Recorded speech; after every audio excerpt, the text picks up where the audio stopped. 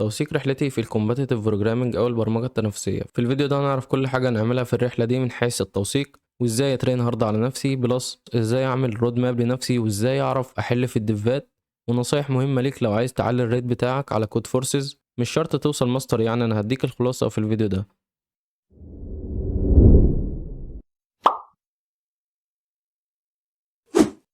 بسم الله والحمد لله والصلاة والسلام على رسول الله، اللهم صل وسلم وبارك على سيدنا محمد. اهلا بيكم في فيديو توثيق الرحلة من بدايتها لنهايتها. انا محمد القاضي، انا لسه نوبي وما وصلتش ماستر ولا حاجة، بس عشان اثرت الجدل اللي حصلت بسبب الصورة اللي انا نزلتها دي والحكاية والرواية. ولو انت كنت عايز تتأكد ان ده حقيقية ولا فيك، كنت قريت اخر سطر في البوست اللي انا نزلته عشان ما تتسرعش في الحكم على غيرك بعد كده. فتعال نكمل. تعالوا دلوقتي نعرف السلسلة دي هتمشي ازاي. السلسلة دي هتكون بعنوان توثيق الرحلة نوبي تو ماستر، والفيديو ده بداية سلسلة. تعالى نعرف مع بعض تفاصيل التوثيق مع بعض. أول حاجة، ده مش كورس، عشان تكون عارف ده مش كورس، ده توثيق لرحلتي. بس أنا هحاول أفيدك على قد ما أقدر بالحاجات اللي أنا هعملها، بالحاجات اللي أنا همشي عليها، بالحاجات اللي أنا هعملها عموما يعني.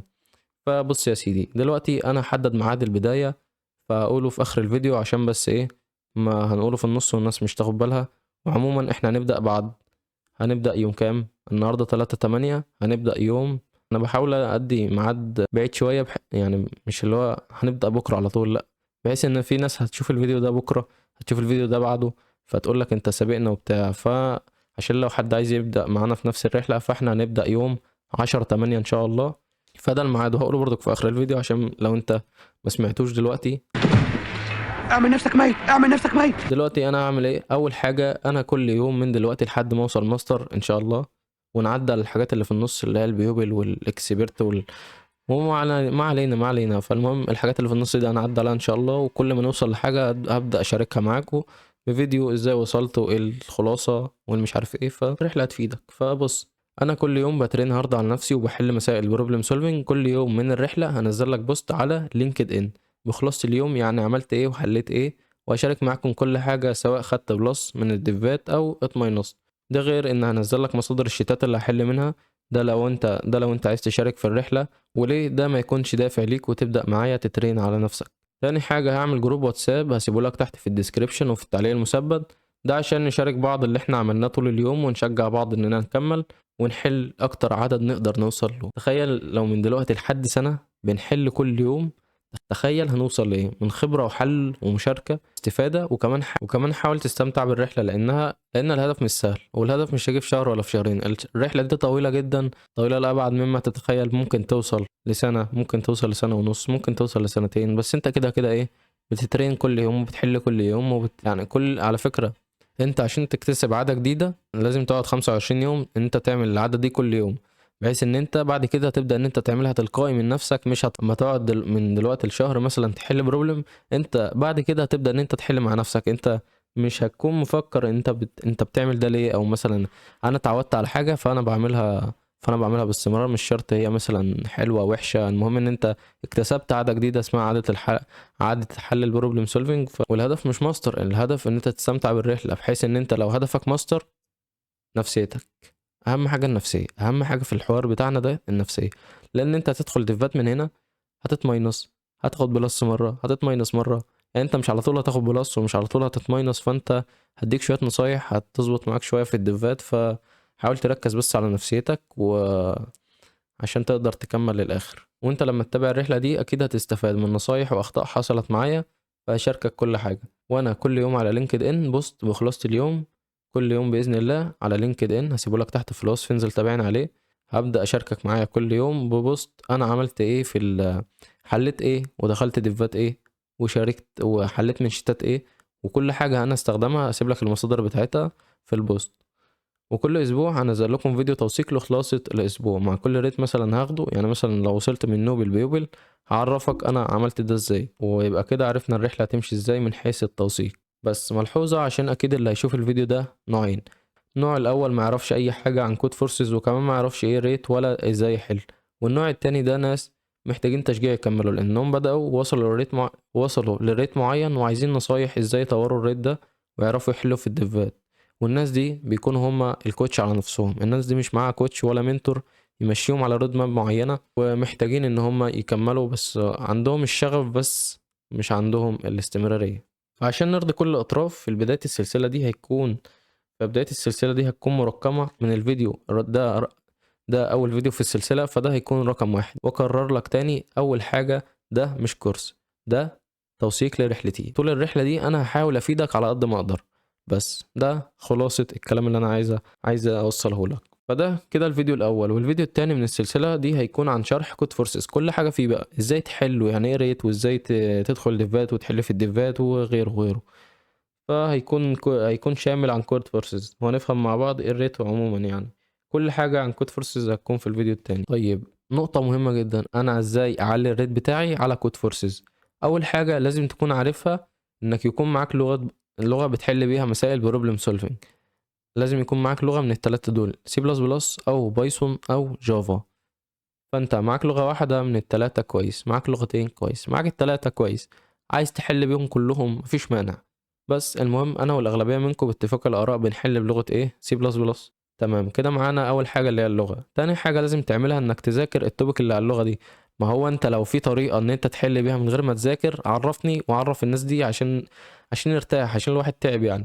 فبص، انت كده مطلوب منك تذاكر التوبيك الاساسية في اللغة عشان تعرف تحل المسائل. بعد ما بتحل المسائل تقدر ان انت تدخل في الديفات. تبدأ ان انت تعلي الريت بالديفات. اول حاجة خلينا بس نفهم ايه الديفات دي، واحنا معانا ايه في كود فورسز. اول حاجة، معانا كام نوع؟ معانا 4 انواع: ديف 4، ديف 3، ديف 2، ديف 1. ديف 4، وكل ما الرقم ده بيعلى كل ما بتزيد السهولة. ديف 4 اسهل واحد، ديف 3 متوسط، ديف 2 جيد جدا، ديف 1 امتياز للناس الجراند ماستر. ما علينا. بس يا سيدي، كل ما الرقم بيعلى يبقى اسهل. بس احنا معانا ال4 انواع دول في كود فورسز. بس عرفنا كده الديفات وانواعهم. وانت عشان تعلي الريت بتاعك لازم تشارك في الديفات دي، لان بعد ما بتحل بتاخد ريت سواء بلس او ماينس. وعشان تكون عارف، انت لو لسه اندر ريتد على الموقع، فبيكون الموقع مدلعك شويه ان انت، يعني ده لاي حساب على كود فورسز لسه اندر ريتد. والناس اللي وصلت نوبي او وصلت مثلا بيبل الناس اللي بتحل على كود فورسز عارفه المعلومه دي، ان انت بيكون معاك 4 كونتستات، تدخل 4 ديفات. اول 4 ديفات هتاخد فيهم بلس، بحيث ان انت تدخل من اندر ريتد لنيوبي. والله انت لو ركزت في ال4 ديفات دول وحليت فيهم هتوصل للبيوبل باسهل طريقه. يعني هو مثلا لو انت ركزت على 4، يعني انت حليت سواء ما حليتش ودخلت في الخامس حليت فيه، هتاخد بلس. وكده انت بتقرب المسافة ان انت توصل بيول في اسرع وقت. فحاول تستغلهم ان انت تكون مذاكر على التوبيك دي وتدخل تحل. وده كده الريت. لو عايز تعرف كل ريت ورقمه بيبدأ من كام وبينتهي بكام. تعالى بس نفهم حاجة مهمة. اول حاجة، انت عشان تبدأ تدخل كونتستات من الديفات دي لازم تكون عارف ان المسألة دي ليها ريت معين، وعشان تقدر تحلها لازم تكون مماستر الريت ده كويس. يعني مثلا عندك ريت المسائل من اول، احنا عندنا ريت المسائل من اول 800 لحد 3500. تمام، ده كده الريت بتاع المسائل بيبدأ من ايه وبينتهي بايه. انت مش هتمسطر المسائل غير لما تكون الاول حليت على المسائل التوبيك الاساسيه اللي احنا قلنا في الاول. تذاكر وتحل التوبيك الاساسيه، وبعد كده ترجع تمسطر المسائل دي عشان تبدأ تدخل تحل في الديفات. بعد كده انت حليت المسائل على كل توبيك، عايز تعلي الريت بقى هتعمل ايه؟ وعشان تعلي الريت لازم تمسطر ريت المسائل. انا بكرر لك دي عشان مهمه. وهتمسطر ريت المسائل ازاي؟ هتيجي على الموقع اللي انا سيبه لك ده، هو ده هسيبه لك تحت في الوصف. فانت هتيجي تحط الهاندل بتاعك من على كود فورسز، هتجيبه تحطه هنا وتعمل بحث. هو هيجيب لك الريت اللي انت هتبدأ منه، يعني سواء انت حليت او ما حليتش او لسه هتبدأ تحل. وهو هيقول لك تبدأ تماستر من اول ريت كام. دلوقتي انا المفروض ابدأ اماستر من اول 900. لازم احل مسائل ريت 900 عشان اماستر الليفل ده كويس. هتضغط على المسائل كده وهيدخلك على كود فورسز، تبدأ تشوف المسألة تقراها وبعد كده تحلها. بعد ما توصل للمسألة رقم 20 مثلا، انت هتكون فهمت الليفل ده من المسائل عامل ازاي. فحاول تكمل حل بتايمر. حاول تحل بتايمر. يعني ايه؟ اول حاجة انت بتاخد مثلا، انت خلصت اول 20 مسألة، دول عندك. هو جايب لك المسائل من كام؟ من 1 ل100 مسألة، من مسألة ل100 مسألة. فانت ده كويس. اول حاجة انت خلصت اول 20 مسألة، سواء خدت فيهم وقت كبير وقت قليل ما مش شرط.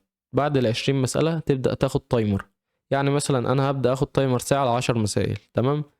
فانت والله لو حليت المسائل دي في الساعة، لو انت حليت ال10 مسائل دول في الساعة او اقل من الساعة، فانت كده يبقى انت مسترت الليفل ده كويس من الريت. تبدأ تدخل على الريت اللي بعده تمستره. انما لقيت نفسك اخدت وقت اطول، يبقى لا كمل حل، انت لسه، يبقى لا كمل حل زي ما انت لسه عايز شوية وقت عشان تماستر الليفل ده.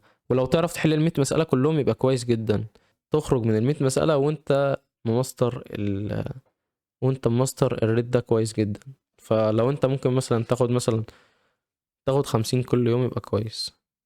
فعشان تبدأ تحل كويس في الكونتستات لازم تبقى ماستر من ريت 1300 لحد ريت 1400. ده كده هيخليك تحل من 3 ل 4 مسائل كويس قوي في اي ديف. طيب انت مع الوقت هتحل اسرع وهتعلي الريت بتاعك. خد الملحوظة دي عشان مهمة. عايز تاخد بلس من الكونتستات، ركز قوي في الكلام ده، عشان لو عايز تاخد بلس من الكونتستات دي حاول تحل اول 3 مسائل اللي هي الاي والبي والسي في اول ساعة او في اقل من ساعة. انت المهم اول مسألة دي تحلها بسرعة. تعملها ازاي معرفش، بس اول مسألة دي لازم تتحل بسرعة، لان هو بيعتمد على السرعة في ديفات كتير، مش شرط في كل الديفات بس في ديفات كتير. في كونتستات لازم تكسر فيه عدد المسائل اللي انت حلتها فيه اخر مرة، وفي انك تحاول تحل بسرعة وبس. يعني دي خلاصة الديفات اللي على كود فورسز. حاول تطبق اللي قلتلك ده وانت بإذن الله تقدر تعلي الريت بتاعك على الموقع. انا ازاي اعمل رود ماب لنفسي؟ تعالى بقى على اللي كله مستنيه، انا ازاي اعمل رود ماب لنفسي. طيب تعالى نعمل الرود ماب دي سوا. هنعملها سوا ازاي يا عم انت؟ انا عايز رود ماب جاهزه امشي عليها. اصبر اصبر ما تعك، ابقى كداب لو وعدتك بحاجه زي كده، لان اللي انت بتقوله ده اسمه عك، وده شخص عايز يمشي على خطه شخص تاني. طيب انت عارف هل الرود ماب دي هتمشي معاك زيه ولا لا؟ كل واحد بيعمل الرود ماب دي على حسب نفسه هو، مش على حسب الكل يمشي عليها. طيب دلوقتي احنا هنعمل ازاي الرود ماب دي؟ تعالى اقول لك. اول حاجه احنا بنختار بالاولويه. ايه الاولويه؟ كل واحد عارف هو كويس في ايه وضعيف في ايه. طيب والله انا ضعيف في كذا كذا، فابدا اخد ده اولويه، هبدا اذاكره وهبدا امسطره وهبدا احل عليه. بعد كده عندي مثلا حاجه كل ما اذاكرها ما اعرفش احل عليه، فدي تبقى اولويه تانية ان انا اخدها احطها في الرود ماب بتاعتي ان انا امسطرها كويس واحل عليها. والله عندي كذا كذا كويس، لا ده اركنه، والمسائل مع الوقت هتخليني افتكره. فهمت الفكرة ماشية ازاي؟ هو مش لازم اديك حاجة تمشي عليها، ولا حد مشهور ولا حد معروف حتى. كل واحد ليه وجهة نظر في حاجة هو بيعملها فبيحطها على الاساس ده. انت هات كل توبك من دول، يعني كل واحد عارف نفسه كويس في ايه وضعيف في ايه. انت بتعمل الرود ماب دي على حسب الاولوية زي ما قلت لك. مثلا انا عندي الستيلز كويس فيها فبسيبها واروح على اللي بعدها. والله الفانكشن بتلخبط فيها فاخدها اولوية ان انا مسترها. مثلا عندي اللوب، كويس تمام. عندي السترنج والله كل ما اذاكره ما اعرفش احل عليه، لا اخد السترنج ديت اولويه وابدا امسطرها وابدا اخلصها. فمش شرط فهمت الفكره ماشيه ازاي؟ رود ماب دي لمده معينه، يعني مش على المدى البعيد. لا انت مع الوقت بتمسطر التوبك دي فبتشوف غيره. يعني انت مسطرت واحد خلاص ده بقى كويس، بتشوف اللي بعده. يعني انت مش هتدنك في نفس التوبك، مش هتدنك عايش في نفس التوبك. يعني عشان تعرف ترتيب التوبك في ليفل 1 وليفل 2 وليفل 3 هي دي التوبك. بس ده مش قرآن، يعني انت ممكن تشيل حاجة وتحط حاجة، يعني براحتك خالص. انا بديك بس ايه، بديك الفكرة اللي انا حاططها عليها. يعني مثلا انا ماشي على ده، فانا بوريك ده وانت خده عدل عليه، يعني ما تاخدوش بنفس الحاجة اللي انا مديها لك. فهمت الفكرة؟ لان احنا مش زي بعض، كل واحد دماغه بتختلف عن التاني. عشان تمسطر عندك شيت اسيوط، عندك شيت طيبة، فتبدأ تحل عليه وبعد كده تشوف اللي بعده ضعيف عندك وتبدأ تمسطره وتبدأ تحل عليه. وده ترتيب التوبيك عندك. يعني مثلا انت بتبدأ ترتيب التوبيك من تحت في اي شيت، بيبدأ لك من الداتا تايب لحد وانت طالع. يبقى انت عرفت ازاي هتعمل الرود ماب. وعشان تعرف ترتيب الرود ماب ديت بتلاقيها في اي شيت اسيوط، شيت طيبة، شيت مش عارف مين، اي شيت بقى. فانت المهم بت بتظبط دنيتك على الاساس ده وتبدا ترتب امورك ورقه وقلم كده، وابدا انت وشوف انت هتعمل ايه الاول وقبل ايه ومش عارف ايه، وظبط دنيتك كده وخليك ايه. طيب انا ببدا ابقى متحمس للحل وبحل، وبعد كده بكسل احل. اول حاجه وقت كبير بيضيع مني، وغير ان ورايا حاجات تانية بذاكرها. انت مش لوحدك والله، كلنا كده. فانت مثلا هتجيب ورقه وقلم وتظبط فيها اولوياتك، والبروبلم دي تقسم كل يوم مثلا 3 ساعات، من ساعة ل3 ساعات. يعني تعمل حسابك كل يوم في 3 ساعات. مش فاضي يا عم خليهم ساعتين، مش فاضي وراك الديوان خليهم ساعة. فأنا بقول لك تخليها مثلا في آخر اليوم. ليه؟ لأنك هتاخد وقت كبير تندمج فيه في الحل وهتضيع باقي اليوم. فأحسن ليك تبدأ في آخر اليوم، بحيث إنها تبقى آخر حاجة تختم بيها اليوم. والله نفسيتك حلوة نفسيتك وحشة هتنام هتقوم زي الفل. ف وفي يعني ما تاخدش كلام على انه قرآن. يعني مثلا في ناس بتقولك ان انا هبدأ احل الصبح بحيث ان دماغي تشتغل والذاكرة تشتغل والدنيا تشتغل وكله يمشي وكله يزق نفسه لحد اخر اليوم. ففي ناس كده يعني مثلا ما تاخدش كلام على انه قرآن، لا امسك ورقة وقلم وابدأ شوف الوقت اللي انت فاضي فيه وابدأ اظبط حياتك وابدأ اترن على نفسك وابدأ جهز نفسك من دلوقتي لو انت عايز تشارك في الاي سي بي سي. وكان في فلوج الاي سي بي سي بيعرفك تفاصيل كل حاجة، وكان في فيديو للاي سي بي سي هسيبه لك تحت في الوصف لو انت عايز تشوف تفاصيل المسابقة. وبس كده. المهم تلزم نفسك كل يوم في الحل، حتى لو مسألة واحدة هتحلها تفرق معاك حرفيا. بعد فترة هتلاقي نفسك اكتسبت عادة الحل وخبرة من الحل وتزويد عدد حل في حسابك، كله عايد ليك في الآخر. حاول تظبط نفسك في البروبلم دي كويس وانا اعرفك ازاي تجيب منها فلوس بالدولار كمان. بس انت اجتهد وربنا يكرمك. وبس كده، دي نهاية الفيديو. اتمنى تكون استفدت.